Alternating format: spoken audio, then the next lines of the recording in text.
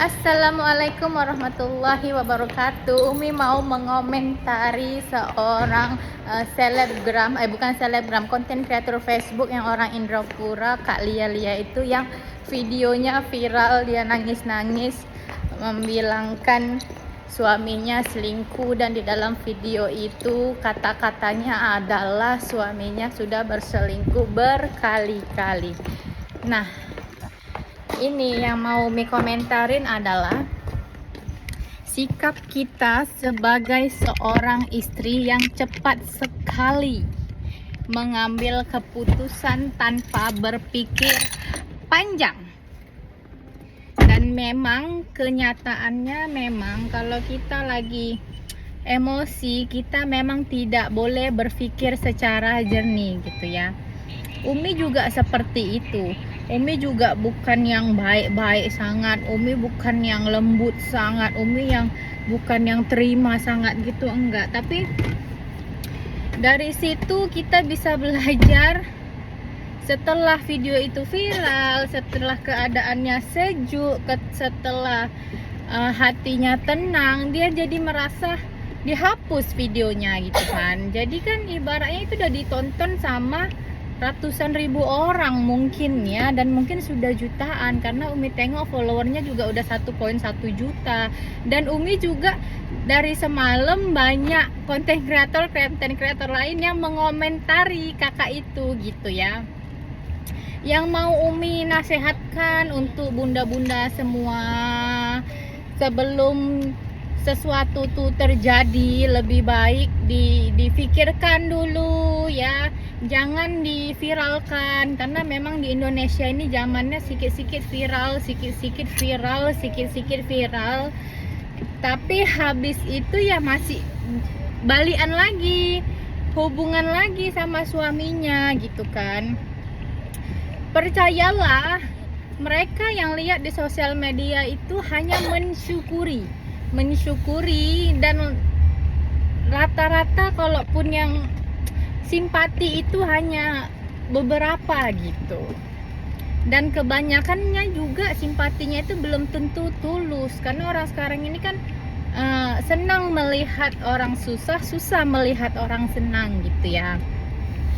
Contohnya aja Umi ya, kalian hanya boleh tahu kuntilanak merah itu siapa, tapi kalian tidak akan tahu nama si kuntilanak merah siapa. Foto si kuntilanak merah juga kalian tidak akan tahu, karena kalian memang hanya tahu si kuntilanak merah aja gitu. Itu kuntilanak merah itu hanya peran tambahan untuk konten Umi, untuk cerita Umi, tapi kalian tidak akan tahu siapa, karena tujuan konten Umi ini adalah untuk membuka mata kalian agar berpikir jernih, berpikir positif setiap kali ujian datang. Terus untuk kalian, kalau bisa kalian ambil itu untuk kita sebagai perempuan itu lebih dekatkan diri sama Allah gitu tujuannya. Jadi Umi juga kalau mau diceritain ya, pada saat itu 2019 gitu ya, nggak ada yang tahu. Umi tidak posting apapun di sosial media masalah kuntilanak merah di 2019. Yang Umi posting adalah galau-galau. Yang tahu kuntilanak merah itu hanya orang terdekat, bahkan keluarga sahaja dan kawan rapat. Itu saja. Selebihnya orang tidak tahu cerita Umi diuji sampai sebegitunya. Ya. Dan kalau netizen bilang, "Kapoklah kau kan ngambil suami orang, makanya suamimu diambil orang."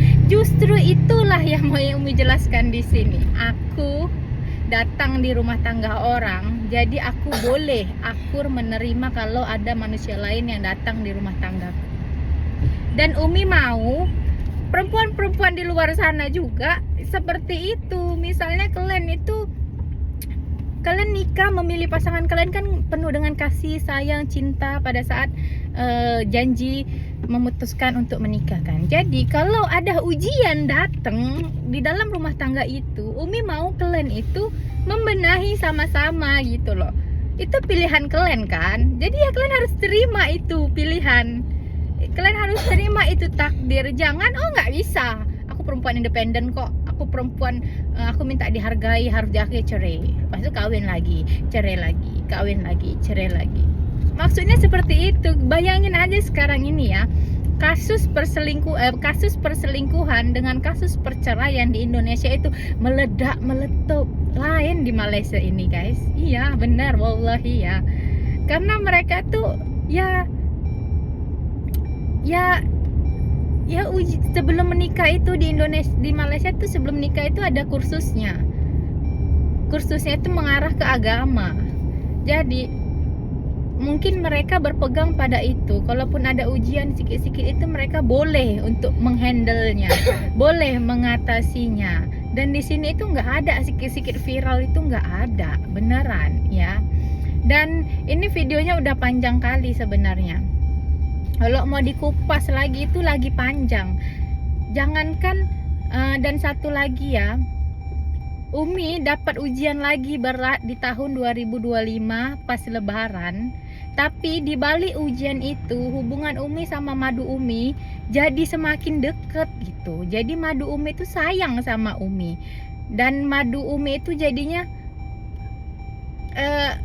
sama-sama kami ini ibaratnya menjalaninya itu setengah hidup setengah mati, hampir sadar hampir gila gitu. Paham gak sih? Jadi kadang kita harus berpikir ujian itu, di balik ujian itu Allah ada orang bilang kan, di sebalik ujian itu ada rahmat, bukan di sebalik ujian itu ada bala. Contohnya yaitu setiap kali ada ujian yang datang dalam rumah tangga kami, hakikatnya nyatanya hubungan Umi sama suami Umi makin rapet, hubungan Umi sama Madu Umi makin rapet gitu. Mana yang kurang lobang-lobangnya itu kami perbaiki, bukan malah istri minta cerai suami ceraikan gitu. Bukan, di suami buat masalah kau harus tanggung jawab, gentle gitu kan. Nggak macam si Isanul yang ada masalah di rumah dia cari Inara, datang Inara pula bukan malah menyejukkan suasana, tapi Inara malah ingin berperan utama di dalam cerita itu. Kan nggak bisa begitu, makanya panas, statement sana statement sini, statement sana statement sini. Makanya aduh ya Allah, ini panjang kali ini kalau Umi kupas. Intinya kita jangan gila-gila memviralkan lah ya, jangan gila-gila memviralkan, tolong jangan gila-gila memviralkan udah. Karena yang jalanin itu kita sendiri, kalau kita viralkan nanti yang malu kita sendiri, udah gitu aja ya. Bunda-bunda semuanya kesayangan Umi, cinta manja mengke, I love you full.